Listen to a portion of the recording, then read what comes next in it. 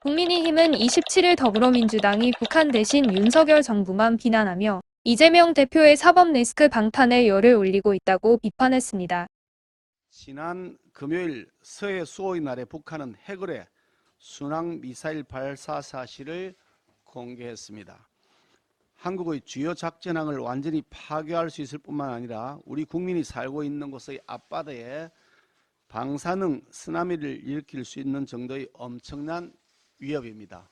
오늘도 또 발사했다고 합니다. 북한이 이러한 신무기를 개발하는 데 결코 짧지 않은 시간이 걸렸을 것입니다. 북한 스스로도 11년 전부터 핵의뢰 개발을 시작했다고 발표한 바 있습니다. 겉으로는 북한이 대화의 제스처를 피력하면서도 뒤로는 핵무기 개발에 집중했던 것이 사실로 확인되었습니다. 이처럼 북한의 무장이 고도화를 이루는 데 있어서 최고의 협자는 민주당 정권이었습니다.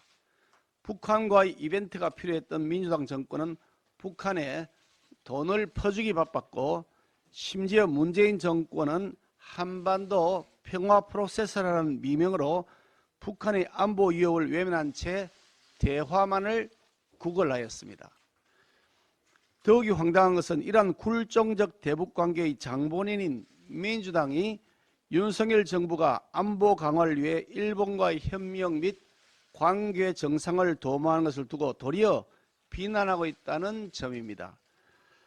정작 민주당이 비난해야 할 상대는 윤석열 정부가 아니라 하루가 멀다고 도발을 강행하는 북한이어야 마땅합니다.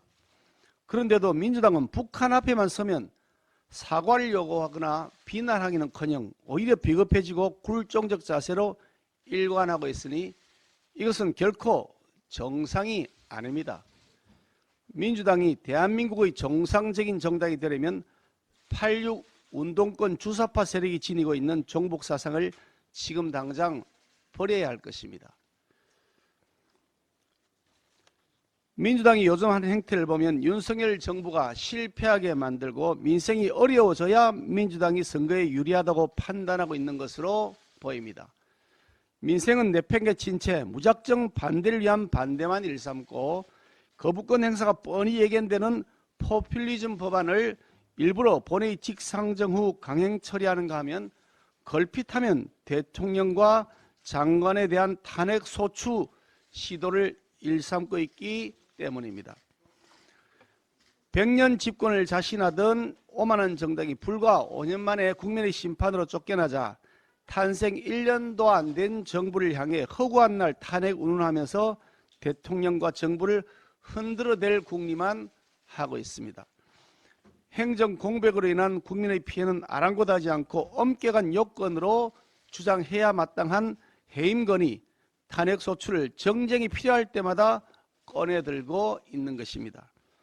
얼토당토하는 이유를 들면서 민주당은 작년 9월 외교부 장관에 대한 해임 건의안을 강행 처리했고, 행안부 장관에 대하여는 해임 건의안에 이어서 탄핵소추안까지 밀어붙여서 행정과 소방, 사회안전을 담당하는 주무부처 장관의 직무를 기어코 정지시켰습니다.